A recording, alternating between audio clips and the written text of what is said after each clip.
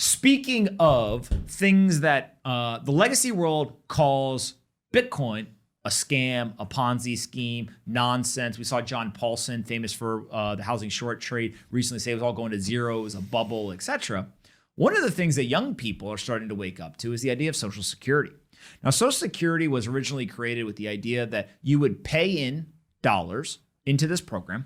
They would be able to invest those dollars, and they would use the interest off the yield, the return on those investments to pay out later in your life for retirement. And what they would end up doing is they would build up this massive war chest of people contributing to the Social Security program. And they would be able to generate all of this money, and then they would be able to pay it out. And they would basically have the government able to provide Social Security payments to those that are oldest in our society. Whatever you think about the political system and the government paying people, etc., that's a pretty rational thought. We're going to put money in here, we're going to invest it, we're going to use the yield, we're going to pay people out later. Okay. The problem ended up being that people have lived much longer than we originally thought. And in many cases, we've had to pay people more than we originally thought. But it gets scarier than that. The Social Security Board of Trust announced in a press release yesterday that the old age and survivors insurance will be depleted by 2033. We'll be out of money, gone, done, see ya. 2033, the old age and survivors insurance. So there's basically two different types of Social Security trust funds. The first is the Old Age and Survivors Insurance, OASI, and they are claiming that that is now going to be depleted by 2033, which is 1 year earlier than they were saying last year. So already in a 12-month period, they went from saying it's going to be done by 2034 to now they're saying, oh, wait, it's going to be done in 2033. So OASI. The second is a Disability Insurance Trust Fund, which will be depleted by 2057. Catch. 2057 is 8 years earlier than they were saying last year. So the situation is not only bad in that these funds are actually going to be depleted, meaning that there is no capital left, but even more so is that every year they appear to be moving up the end of life of the fund sooner and sooner and sooner, to the point where many of the people who are paying in today will not have any money in these funds at a later date. Now, it might be unpopular, but if I was an investor and I went out to raise capital and I said to investors, hey, give me money. And when you give me your money, I'm going to go invest it in the market. And in the future, I'm going to pay you the profits from this fund. And you, sitting at home, gave me, let's say, $100. And I went and I invested that $100. And then when you came to me and said, hey, I would like $10 back, I said to you, no problem. And I paid you the $10. But the difference is that I didn't actually pay you out of the $100 that you gave me, your principal, nor did I pay you $10 of profit off of your $100. Instead, what I did was I simply went to John and I said, hey, John, I need $10. And John invested $10 in the fund, and then I took John's $10 to pay you back. That is a Ponzi scheme. That's exactly how a Ponzi scheme works. Is you raise money from new investors to pay old investors. A Ponzi scheme. Now, Social Security, again, I do not think that there was ever an intention to do anything nefarious, malicious, or negative with this program. But what we have come to now is that the payments that are due to people do not come from the return on invested capital. We are now dipping into the new contributions of people to pay out the older people. It is a Ponzi scheme. That is, by definition, it's a Ponzi scheme. And so again, you can argue that it's for the greater good, that we should keep the program. You could argue all this stuff. But what you have to understand is that if you are paying into Social Security and you are depending on that for your retirement later in life, that is probably not going to be a very good idea. So when you look at the Social Security program, what you need to understand is that it is your duty. It is required of you by law to pay into the program. You cannot not pay into the program. You have to pay into the program, which has all sort of moral or ethical questions around whether the government should make you pay into this or not. But that is what the rules are today. You have to do it. Do not rely on Social Security being there if you're a young person when you go to retire. Instead, what you must think about is how do you personally build your own private retirement? You cannot rely on the public retirement system. And so you are going to have to create your own retirement fund, whether it's through an IRA, whether it's through some sort of 401k, et cetera. You have to be smart about this because these funds will not be here. They're telling you that the old age and survivors insurance will be gone by 2033. 2033, we're talking about 12 years, gone. The Disability Insurance Trust Fund will be gone by 2057, done. And the people who are paying into it now are helping to pay this stuff. So it ends up being a massive, massive difference between what we were promised and what we are getting. Doesn't mean that it's going to change, but it appears that this is not going well. Right, John? Yeah, I hate Social Security. I'll just say it. It's a Ponzi scheme, and I want to bring up the definition of a Ponzi scheme so everyone listening can actually understand what we're talking about. A form of fraud in which belief in the success of a non-existent enterprise is fostered by the payment of quick returns to the first investors from money invested by later investors. That's the definition of what's going on. Yeah, that's what, like. And again, look, all we're saying is this isn't going to stop. We understand that the government is different than a private citizen or an investment firm, et cetera. But let's just call it what it is and then move on with and understand that you're not going to change it at home. You have to take care of you. No one is coming to save you. The government's not coming to save you. No one's going to give you retirement money, et cetera. You got to build your own retirement savings so that you are prepared when you want to stop working without relying on this Social Security program. I wish we just didn't have to pay it. I hate that it's forced. So the easiest way to look at it, though, is that the benefits for retirees are being paid by current workers, right? In the most overgeneralized concept. But to make that work, you either have to have more kids every single year, right? So the population has to keep increasing with the amount of kids that everyone is having, and retirees have to be dying at a consistent rate, essentially, right? Or at an age that is earlier than expected. Right now, the life expectancy has dramatically increased over the last 50 years or so, and the birth rate has been going down the last few years. So if you look at it in that context, like it's set up for failure from the beginning, and we're seeing that now with whatever year they said that the funds were eventually going to run out, that we're running into the issue of not being able to pay out these claims. Preach, Joe. Preach.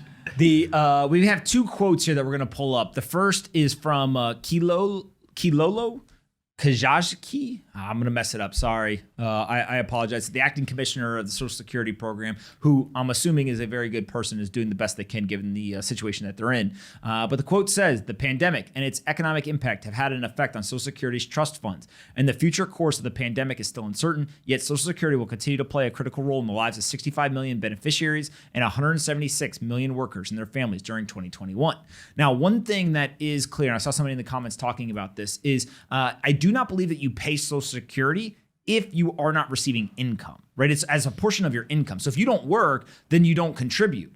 And if we look at last year, we had, for a couple of weeks, 6 million people at a time filing for first-time unemployment claims. Over tens of millions of Americans lost their jobs.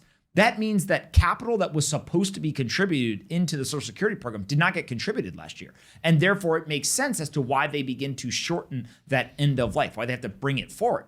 But that doesn't change the fact that the people who are paying into it are necessary. It is absolutely necessary for more people to pay in order to continue to fund the beneficiaries. And the fact that they have 65 million beneficiaries means that we cannot just shut it off, go away, etc. There would be a massive negative impact. So it's a very, very complex situation. It's a very bad situation. But you at home, you have to contribute if you're receiving income. But please, please, please do not rely on this. Then we have a quote from Janet Yellen. She said, quote, having strong Social Security and Medicare programs is essential in order to ensure a secure retirement for all Americans, especially for our most vulnerable populations.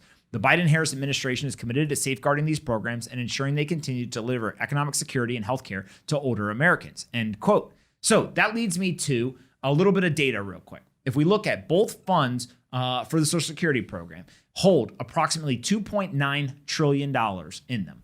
That's an $11 billion increase from 2019. So it's growing a little bit. But in 2020, Social Security paid out 1.09, so about 1.1 trillion in benefits to 65 million beneficiaries. So we only have 2.9 trillion in the funds, and we paid out 1.1 trillion to the beneficiaries in 2020. The trust took in 1.1 trillion last year, about 1 trillion from payroll tax contributions, 41 billion from taxable benefits, and $76 billion in interest. Now, again, the reason why this is interesting, if you break down the numbers, is that in 2020, Social Security paid out 1.1 trillion in benefits, but they only had as income 76 billion in interest. It's completely upside down given what the model originally was supposed to be. The original model was I put money into Social Security, you generate a return, you then pay the return to older folks, and that ends up being able to support retirement. We can't do it. We're paying out $1 trillion in benefits, but we're only receiving $76 billion a year in interest. On top of that, if you were to add in the taxable benefits, 76 plus 41, I'm not a mathematician, but I believe that is 117. And if that is correct, then $117 billion ends up being much less than the $1.1 trillion that they have to pay out. So the only way to continue to pay Social Security benefits in America is that we need the $1 trillion in payroll tax contributions to continue. If at any point we stop funding Social Security from the existing people who are working, the whole program's done. Bankrupt, BK, see ya, it's over. And that is the problem, is that this is no longer about a secure, sustainable thing. If I was to evaluate this from an investment standpoint and I saw these numbers, I would not invest. It is a bad use of money. It's too risky. At any point, this could flip and be underwater. And so therefore, because it is a government program, because it is not an economic actor, we are trying to help the 65 million beneficiaries. It has a different goal. It is not trying to drive a return for the government. It's not trying to drive a return for the individual investors that are contributing to it. But we still must call it out. Operating cost in 2020 was $6.3 billion. Think about that for a second. $6.3 billion to operate the Social Security program. And the Social Security estimates the number of Americans 65 or older will increase to more than 79 million by 2035.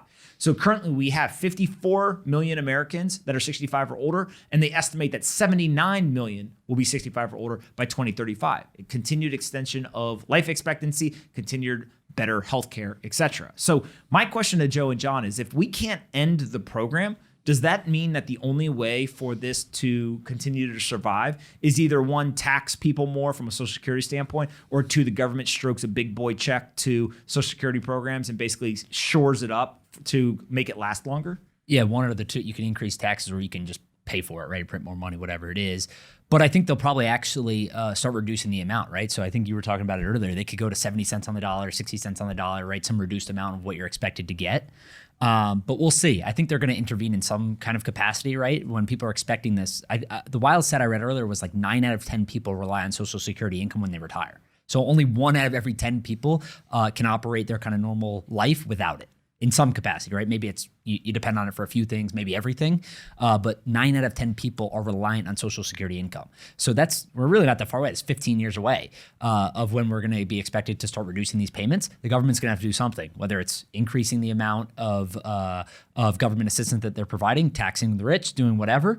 But we're too far into it now where if you tell people, hey, look, you're relying on this income in 15 years, in just over a decade, you're planning on retiring and you're going to need this income to live off of, they're going to have to do something. I found it very interesting. Ken Langone, who people may or may not know, is a co-founder of Home Depot, very well-known Wall Street financier. And he was on CNBC recently, and Elizabeth Warren was on. And they basically had them have a conversation remotely.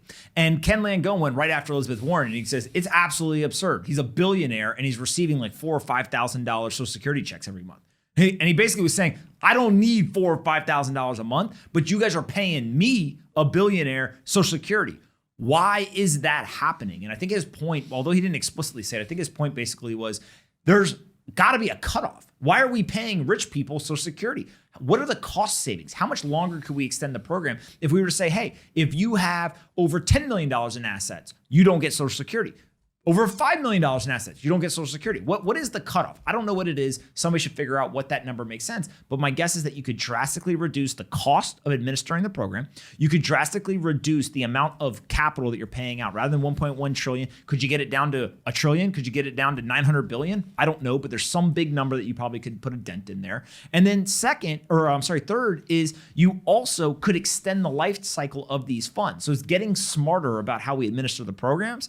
But I think that Ken had a great point when he's saying, look, I'm a billionaire and getting Social Security. How is that possible? Hey guys, bang, bang. Thanks so much for watching the Best Business Show today. And don't forget to check out our partner, SoFi. They make all this possible. They're a super app that lets you save, spend, borrow, earn, and invest all from one single platform. And if you go there today and you sign up for a SoFi Invest account, you can get between $5 and $1,000 for free from SoFi.